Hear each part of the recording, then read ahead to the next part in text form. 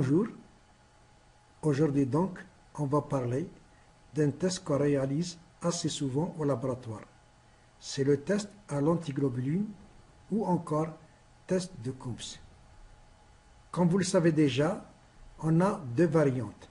On a le test de Coombs direct et le test de Coombs indirect.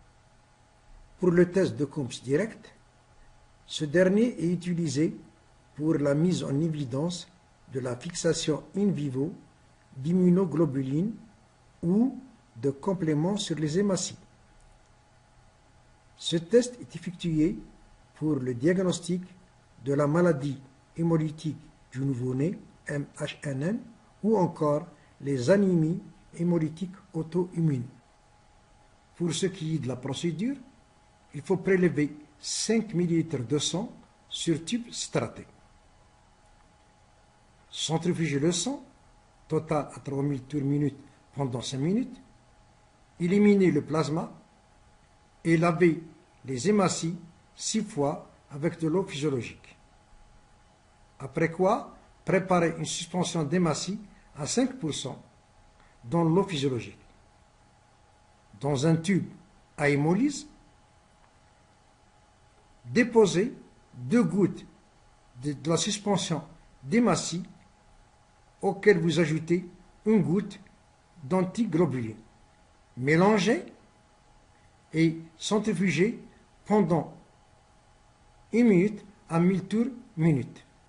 Pour la validation du test, ne pas oublier les témoins. Il faut utiliser simultanément des hématies ORH+, sensibilisés par un anti-D mis en présence d'antiglobuline.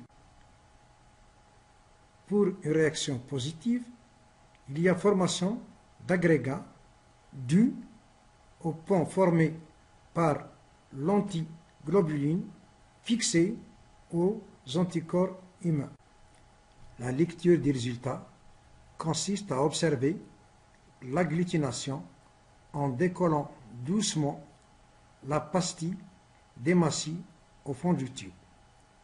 Une réaction positive est caractérisée par une agglutination, ce qui signifie une fixation des anticorps in vivo sur les hématies. En absence d'agglutination, la réaction est négative. Le test de Coombs indirect ou test indirect à l'antiglobuline est un test permettant la recherche et l'identification d'allo-anticorps présents dans le sérum du sujet, à l'aide d'hématies de structure antigénique connue. Cela veut dire, si vous avez besoin de rechercher des anticorps anti-D, donc vous aurez besoin d'hématies portant l'antigène D.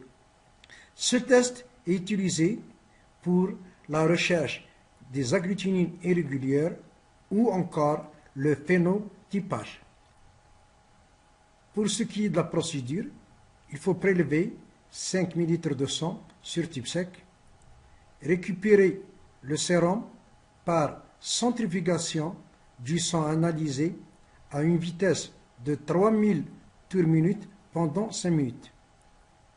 Laver 3 fois les hématies de groupe O et préparer une suspension à 5% dans de l'eau physiologique. Dans un tube à hémolyse, déposez une goutte de la suspension d'hématies et 2 gouttes du sérum du patient. Mélangez le tube et incubez à 37 degrés pendant 45 minutes, de façon à permettre la fixation des anticorps sériques sur les antigènes membranaires. Après l'incubation, il faut laver les hématies 3 fois avec de l'eau physiologique, puis décanter complètement l'eau de lavage. Ajoutez une goutte d'antiglobuline polyvalente, mélangez et centrifugez à une vitesse de 1000 à 2000 tours minute pendant 1 minute. À la lecture des résultats, une réaction positive se traduit par une agglutination, ce qui signifie que les globules rouges sont sensibilisés. Au tube donnant une réaction négative, on ajoute une goutte de suspension d'hématie sensibilisée avec une IgG pour valider les réactions. À la lecture des résultats, une réaction positive est caractérisée par une hémolyse ou une agglutination après incubation à 37 degrés ou encore après addition d'antiglobulines. Alors que la réaction négative, il y a une absence d'hémolyse ou d'agglutination, mais à condition que le test soit validé par l'agglutination d'hématie sensibilisée à l'IgG, sinon le test doit être refait. J'espère avoir répondu à votre attente.